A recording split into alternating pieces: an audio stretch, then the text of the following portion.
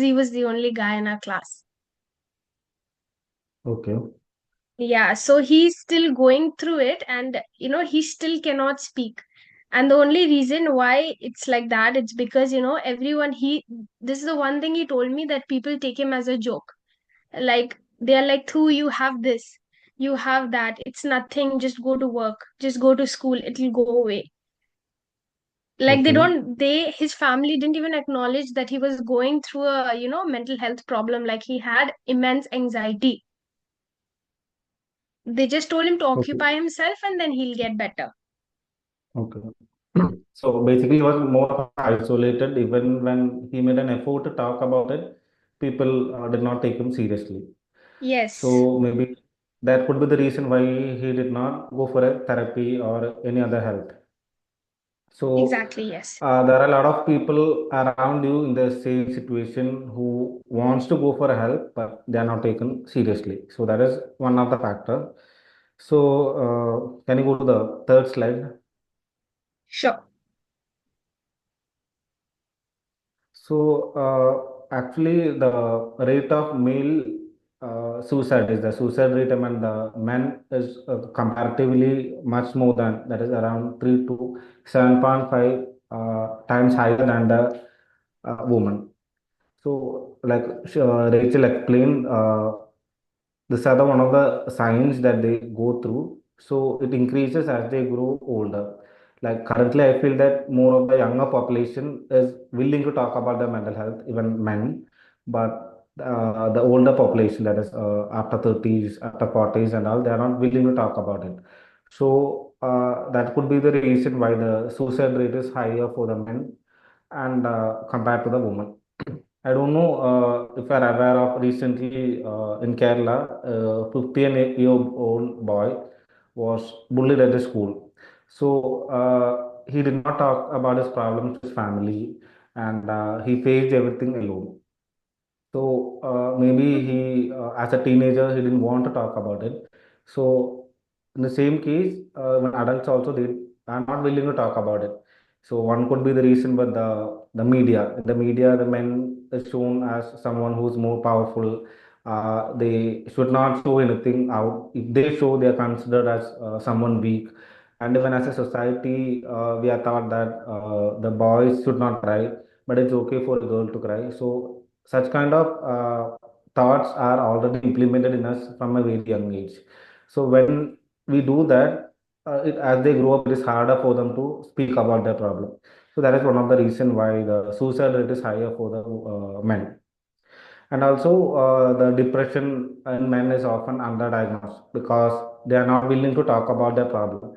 So, when they are not okay to talk about their problem, it could lead to other things such as substance abuse or irritability or aggression. So, these are the things how they show their symptoms. And other things they face as they grow up, that is when they start working, is the work stress, society stress, or some emotional suppression. That is, they try to figure out every problem themselves, even if they cannot. So when they do that, it contribute to their crisis. Crisis in the sense, like, to it could be suicide or it could be some mental health problems. Then also substance use is more in the men compared to women. That is also because they don't have any outlet to express, or uh, they don't have any platform to express. So how they do is through substance abuse, through alcohol or drugs or other things. So as mentioned earlier, the crisis could be due to the society stigma. And as a society, there are a lot of stigma for men's mental health. The other is, traditional masculinity. That means traditionally, man is considered as more, powerful compared to the woman. So if man shows something, they are shown as weak. So that is other thing.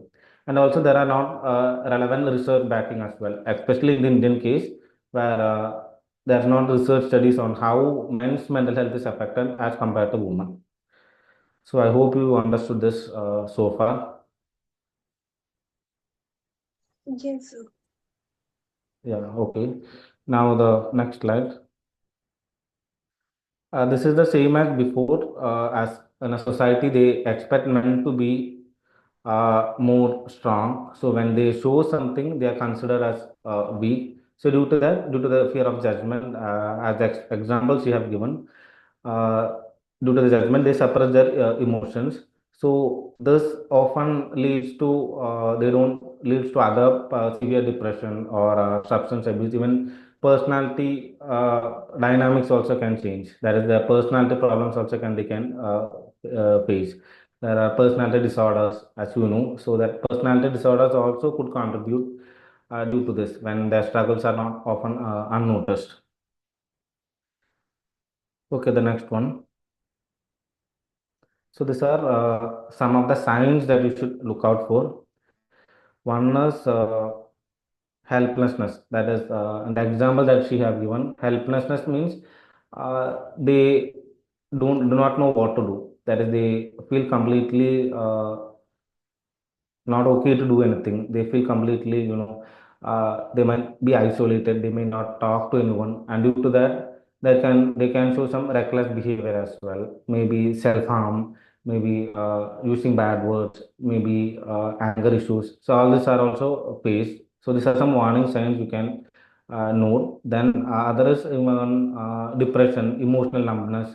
So these are other things they go through. Some of the signs. Then substance abuse, that is, they use drug or alcohol as a coping mechanism. So that is an outlet where they express or they control their feelings through substance abuse. So men often say they do not accept that they are stressed. They just say I'm tired, or they just say I'm feeling not completely. They do not say that I'm feeling completely not okay. They often say just I'm tired, or they don't accept that usually, because even if they accept, they might seen as weak. So due to that, uh, next one. So here some of the common challenges faced by men. So one is depression and anxiety. So depression and anxiety, you are aware of what is depression and what is anxiety. So this they are not diagnosed because they do not open up about it. So this could be they could lead to irritability, anger, or their workaholism. That is, they spend too much time in their work instead of feeling how they're going through. Instead of feeling sad, they cope up with other things. And also, like I said before, they do not talk about the emotions. So when they do not talk about the emotions, even if they go to the therapy, they cannot. The diagnosis is very difficult because they are not willing to open. So when they do that, diagnosis is completely difficult. Even if we do assessments, there are a lot of assessments that can be done in such cases, but that also they may not do it correctly. They might misinterpret it. So when they do that, we cannot score properly. So when that happens, the diagnosis is really difficult. And other is, the workplace stress and burnout. They completely overwork, overburn. So when that happens, they are burnt out because in a society, the men is supposed to be, the providers. They're expected to be providers, whereas woman is someone who's to be in the household. That is how we were taught. So when that happens, it could lead to extra stress, chronic stress, and they feel completely exhausted as well. Then, as mentioned before, substance abuse, alcohol, and also emotional suppression, loneliness, so and suicide, suicide and mental health crisis. So these are the things that they usually face the men. So the next is next slide. So why the men avoid seeking help? So there could be a lot of reasons. Can someone say why men do not seek help? Uh, That why do you think? Because एक society में एक हो गया है कि ठीक है, man have to be strong.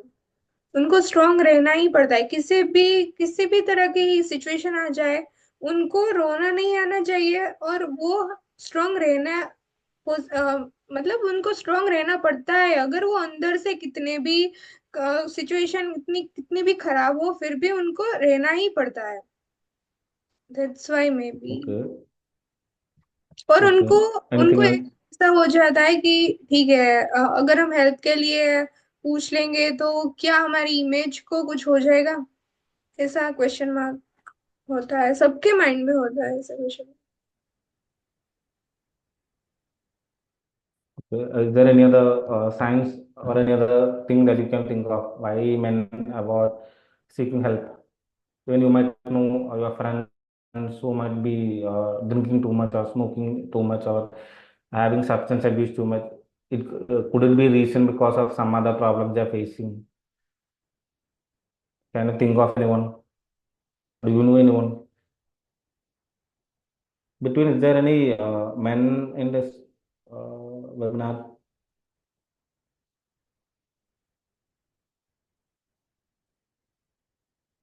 Saurabh, Saurabh or anyone? I'm not calling anyone. Is there anyone out there? Can you just talk if you're okay?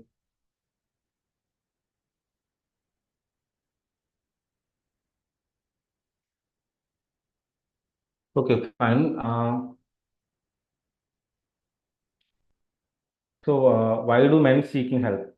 So, like she said, that is one of the reason. Other would be, fear of judgment. That is, even if they seek help, their friends or their family members might not accept they're going through this problem. So, there is a lot of stigma with it.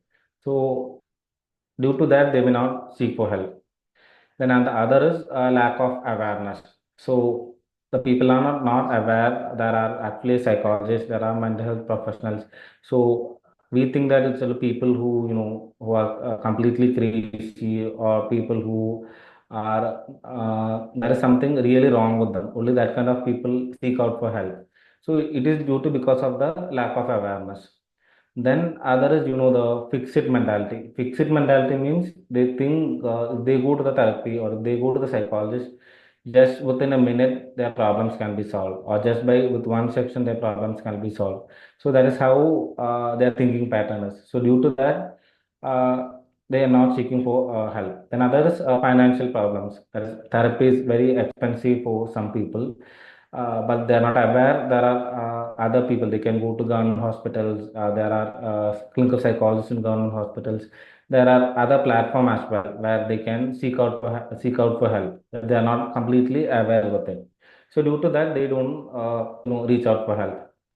Then other would be, the negative experience with the past. That is, when they seek for help, they have negative experience. The therapist might have said something negatively. A therapist might have said that, why are you a man? Why are you seeking out for help? They might have made some statement like that. So due to that, they do not seek out for help. Then others, even if they are willing to talk about it, they think, why should I be a burden for others? If I be a burden for others, it is too much for them. So due to that mentality, they do not seek out for help. Then other is, in the friend circle, if there is toxic masculinity, it means friends who say that I am not okay, the friends might make fun of them. So due to that, they do not go for help. Then other is the substance abuse. They instead of asking for help, they use substance. So due to that, they do not avoid seeking help. So these are some of the signs why people do not reach out for help. Next slide.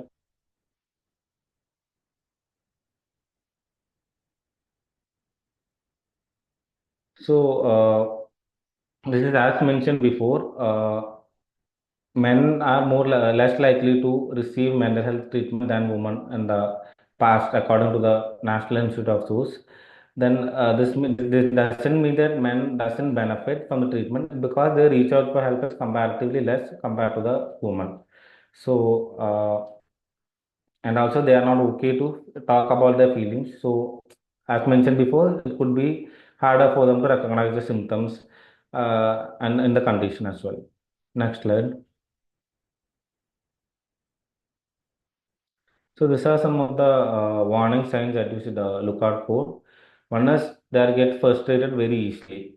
That is, it could be an underlying cause of some mental health problem they might be struggling with. It could be expression through anger or irritability. Due to that, they feel completely frustrated. Always, even if we ask for something small, they get frustrated easily. Other is, feeling hopelessness or empty. That is, it's actually a sign of depression. It means that they do not enjoy doing things that they enjoyed before, like it might be going out with friends, it might be watching movies. So such kind of things, they enjoyed it before, but currently they do not enjoy. Other is, excessive worry and anxiety. That is, they keep on overthinking, even if it might be a small thing, but they keep on overthinking. It could be due to their constant stress. Then sudden mood swings. That is something we see in mania or bipolar and all, where they keep on the mood swings change. That is, they feel happy and sad for no reason at all, without any reason, and it keep on changing at a particular time. Then there are some behavioral changes as well. The first one is emotional signs. Second is behavioral changes. Behavioral changes, it is they prefer to be usually alone. If it is someone who was preferred to be alone earlier, that is fine. But if it is someone who prefer to be alone at the moment, that is something that we should look out for. So they avoid the social interaction. And secondly, that is overworking or avoiding the work. They either work too much than they require, or they do not work at all. So they use the work as an escape mechanism for them. Then another is risky behavior. Risky behavior is driving fast or drinking too much of alcohol or gambling, all of the things. Then unhealthy coping. That is, they turn to alcohol or smoking or drugs, other mechanism they use for to overcome their problems. Next one. So these are some of the physical symptoms. That is one in the warning signs. One is they feel completely tired always. Consistently they feel very tired all the time. Then they have sleep issues as well. They either sleep too much or they do not sleep at all. Then they have body pains or the weight changes. It either gain too much or it lose too much. Then that is they have work and productivity issues. That is, they have lack of focus, loss of confidence, skipping work. These are the signs that we had mentioned before. So they have this productivity and work issues as well. Next one. These are some of the immediate, something very important signs that you should look out for. That is, they make statement like everyone is better off without me. That is, they feel that they are a burden to everyone. They feel that burden to the society, to the family. So they think that they are it's not okay for them to be in the world. So such kind of statement they might make. Then they completely isolate themselves from the everyone. They avoid talking to people. They avoid meeting friends. They avoid going to work. So complete isolation. Then even after distress as well, they feel completely calm. And this are something because of the suicidal planning. So these are some of the immediate red flags that you should look out for. So firstly, what we can do is the stigma. There is a lot of stigma with the men's mental health. So because even not in the case of men, in the as in the general population, the mental health should be treated like just like the physical health. But if we have any physical distress, everyone is okay to meet to a doctor and all. But if they have any mental health problem, they are not okay to go. So such kind of stigma should be avoided. Then even if they reach out for the help, people think it as a sign of weakness, but it should be known as a sign of strength. That is something. Then such kind of webinar and such kind of conferences, even to the other population, not only psychologists, when they get to hear about it, the stigma of the mental health will be reduced. Then people go to the gym to work out, or people do other physical activities. So their physical strength, we are given more important, but even emotional strength is equally important, or it is considered as a real strength. That is something that, as a population, as everyone should understand. It's just like a physical fitness as well. Then, in our productivity, be it school, be it at work, or be it at home, if our mental health is taken care of, it would increase our productivity. Then, one person reach out for help, and if they talk to the other people, it creates a ripple effect. Ripple effect means when one person talk to the other about that they have gone for therapy, he will tell that person might go for therapy. Like that, gradually the conversation starts building up. So when this happens, people reach out for help. People will be okay to reach out for help. So that is breaking of the stigma. That is encourage help seeking behavior. So next is I would like to talk about a case. It's a general example, something that a man could face. That is Mr. R. He's about the age of 35. So he's working as an IT professional. So he is having a high work pressure. That is, he often work around 12 to 14 hours a day to meet the deadlines. So he's coming from a middle class family. So he have that constant pressure to provide for the family. So he's under that pressure. So because his family is depending on him, his parents is depending on him, even his wife and children. So due to that, he is overworked. So due to that, he having a lot of stress, chronic stress, that is severe stress. So due to the workload, and due to that, he have migraine, poor sleep, irritability, like that. Then he avoids discussing about his pain because he is having under the belief that real men do not complain. Real men, that is as a man, we should not complain about our problem. He's under belief like that. So he cannot talk about his problem. So what he does is, as a coping mechanism, he starts drinking and he starts smoking. So ultimately, he reached to a point where he starts experiencing panic attack. So he thought it might be due to his work stress. So these are some of the mental health struggles he faced. Next slide. So it reached to a point that he collapsed at work. So that's when he met a doctor. He thought it might be some health problems. So when the doctor suggested you should reach out to a psychologist. So after meeting a psychologist, he understood that uh, he was thinking that he was very weak, so that's why he did not reach out for help. So he was experiencing work induced anxiety. So it was not just stress, it was because of the work induced anxiety. So suddenly he understood the importance of mental health. So then he started practicing mindfulness, work life balance. So he understood, like, in particular hour he should work, particular hour he should be at home. He understood the balance there. So what outcome was, due to that he understood that how to prioritize between work and how to prioritize the mental health. Then he replaced his unhealthy behavior, that is alcohol, and he started to exercise and learned about more of stress management techniques. And he talked to about his colleagues too about mental health. So that's how the stigma was gone. So this is one example. The next one is, it's about a student. He's about 22 years old. So he was a bright student. So he comes from a small background. So he comes from maybe a rural area. Then too, he came to Delhi for his college. So there, as everyone know, when we go to a new city for college, our parents might have a lot of high expectation on us. So because he wanted to get a secure a job, a better job.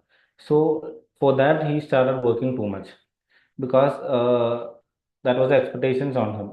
So he had that pressure to perform. So due to that, the he faced a lot of mental health struggle. One is he felt completely isolated and he was unable to adjust to the new life. He felt academic pressure and he was having the fear of failure.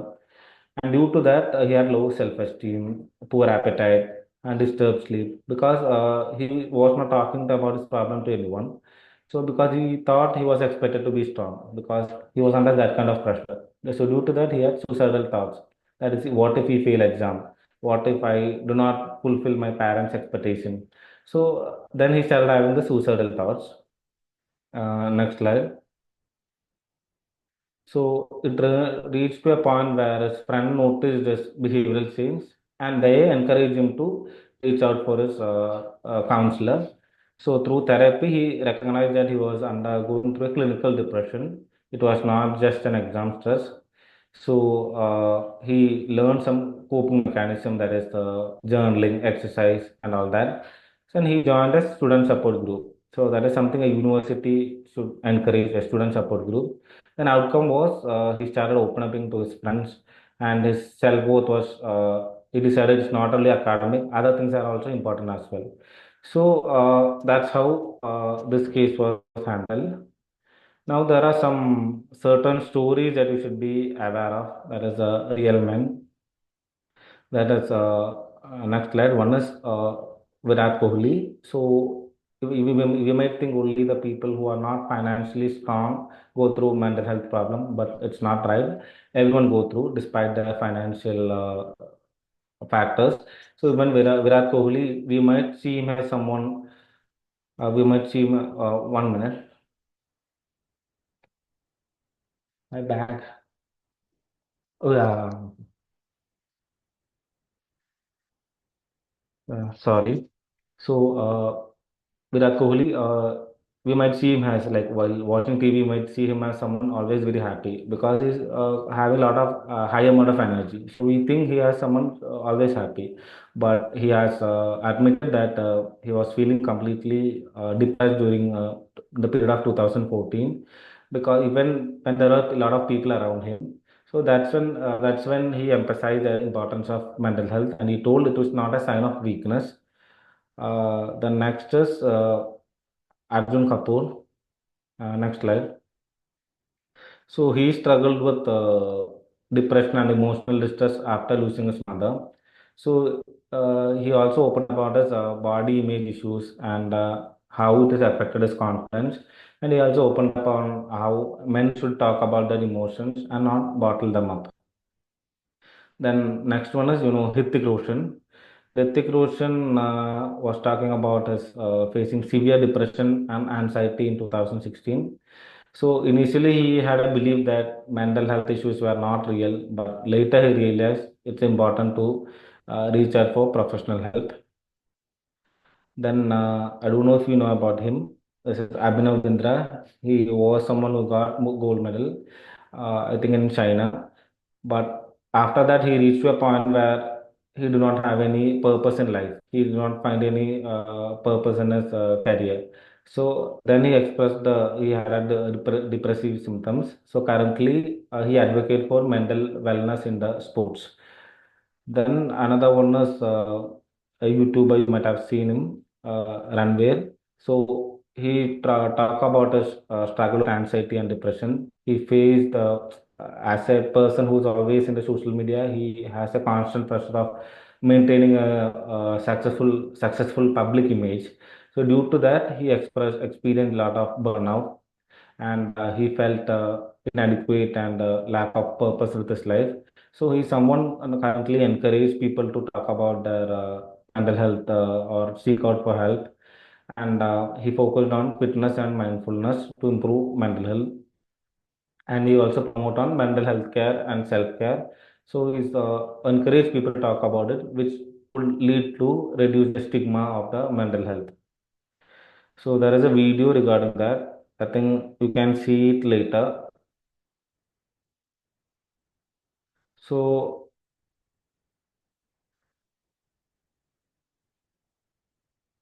I think we can see it later on. Maybe you can share. So these are certain resources that provide support for the men, and the therapy cost is comparatively less. So these are the areas that is for helplines. There are Samaritans India, Vandrivela Foundation, and a National Mental Health Support Line. And even government initiatives are there. That is NIMHANS and Bangalore, AIMS, Delhi. Then government mental health center. That is, I think, government hospitals also have clinical psychologists and psychologists that provide mental health. Then there are a lot of support groups and community initiatives. Even there are a lot of online platform. Then some self-help books that after reading this, people can reach out for help. They can maybe help themselves as well. That is a book by Eckert. It's on Power of Now. So next slide. So something that I want you to keep in mind is there should be more conversation regarding the men's mental health. That is how we can raise awareness. Then we should understand that depression, suicide, and substance abuse are they're deeply linked, and other solutions, holistic solutions are needed. So men express differently compared to women. So everyone should look out for the signs as I have mentioned earlier.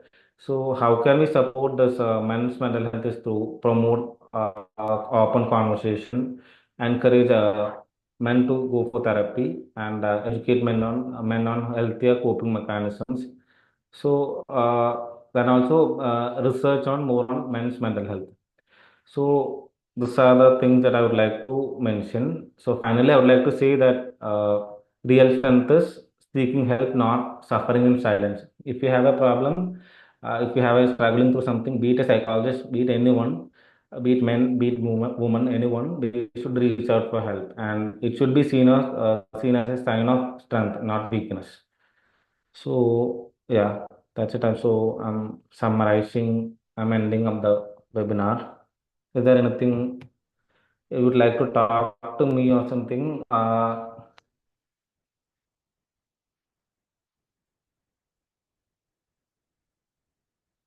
Yeah, someone have a Yes. message. I can't. Yeah, 1 second. I can't express my emotions, feelings. What can I do? So, if you are not okay to talk to anyone, I think I would suggest you to start journaling something that you are feeling at the moment. Maybe you are okay to talk about it. Maybe you can note down like at what time you are feeling it, at what situation you are feeling it, and what are the triggering factors for that. So, when you start noting it down, you can identify what could be the reason. And slowly, when you are okay to talk to someone, you could either go to a therapist or there are online platforms that encourage to talk about it. So I think that would be helpful. And if you need further help, I'll be happy to help you. You could reach out to me in LinkedIn or other platforms. Maybe LinkedIn I'm available. So you could message to me. So I need a favor from everyone. Whoever is okay to on the camera, can you on it, please?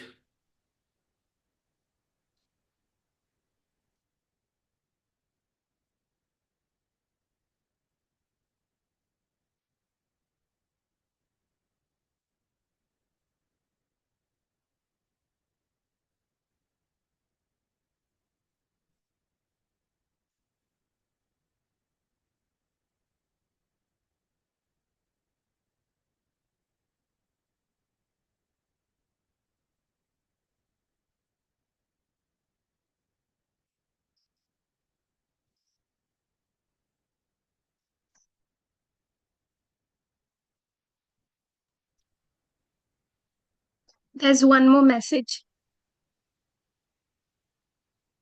1 minute.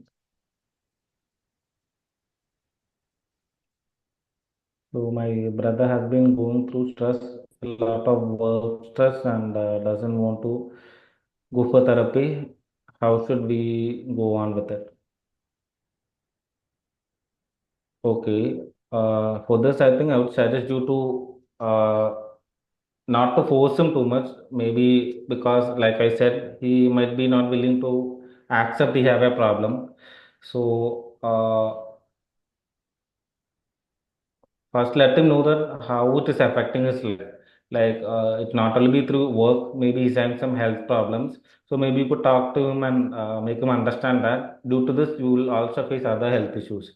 And other as a coping mechanism, he might use some other substance or he might be having some unhealthy ways to cope up with that. So you should make him understand that, and then slowly maybe he'll start to thinking, yeah, maybe if I go on with it, maybe it would affect my life in longer run. So when he understand that, I hope he will go for therapy. So, but this small statement, I can't talk much about it. When I know the case, I will be able to help. Same like her, same like the other person. If you have any queries, you can reach out to me. So, is there anyone else who could on the camera, if okay? So I have a question. Okay. Yeah, okay. Like being a psychologist, okay, it's like you it's in like in the family you try to help people to get help first you start with your immediate ones, right? But the thing with me is my immediate ones only, like my family members are still, with that stigma, like, firstly, to they're like, pagal hai, you're going to a pagal doctor. First, that is in the society till now. But the thing is, like, guys in my family also, still don't accept it that, they are stressed and they need therapy. So take it from my own father as well. So right now he has just started. Maybe a few days back he had his first session. That was after years of convincing him to go for therapy. So, like, I would like to ask you, like, how do you start initially with your immediate ones only? If you do it with, the close ones, then you can go and, practice or help reach with others. So, how to start with your family members only?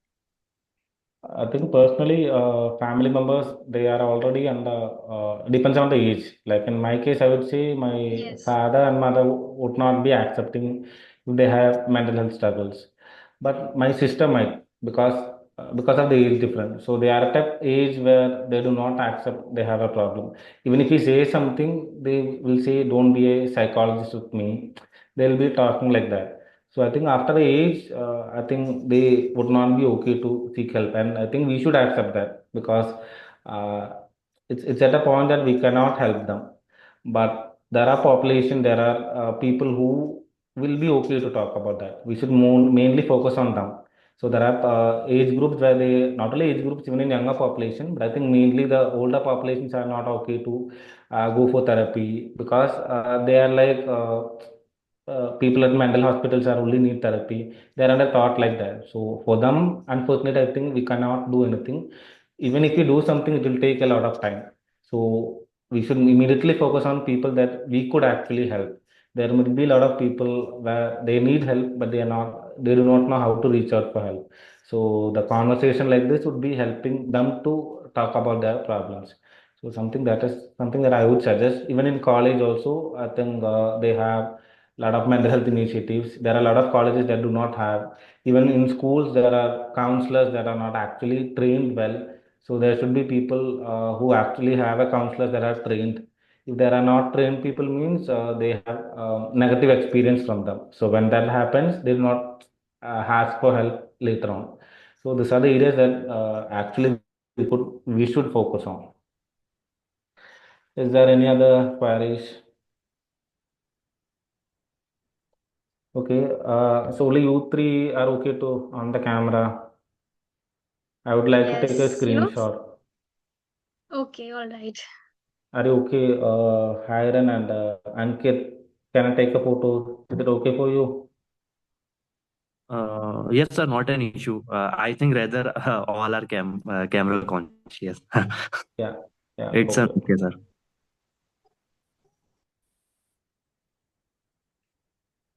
okay.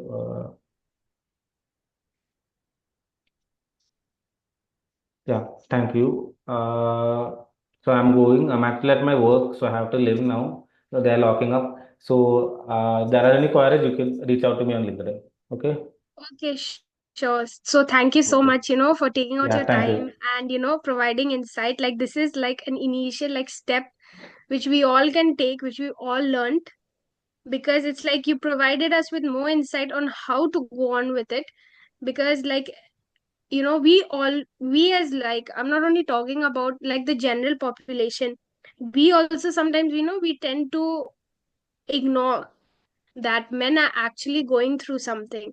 So, thank you so much. I posted a NGL link, so if the people, there are many who don't want to talk about it here, so if they have any queries, they'll fill it up in this link and I will forward it to you, like anything. So thank you so Sure, much sure. once Yeah, again. thank you. uh, okay. Okay, thank you.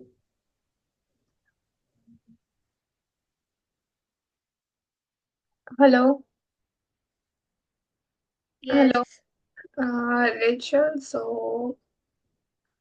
आपने post कर दिया ये यहाँ पे मत करो ये Instagram ID में भी कर दो एक बार Okay, okay. तो जिसको भी जो भी क्वेश्चन हो कुछ भी हो सो ये लिंक में जाके आप क्वेश्चन पुट करो and just ask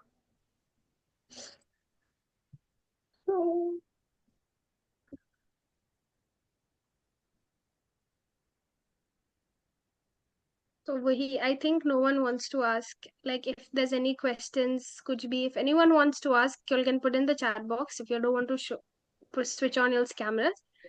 Or maybe later on, through our Instagram page, you can always put your queries there with the link I sent. Any questions? Not currently, but I will ask. Okay.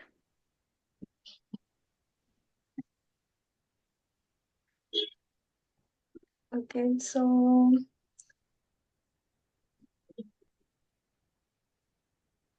can we end this?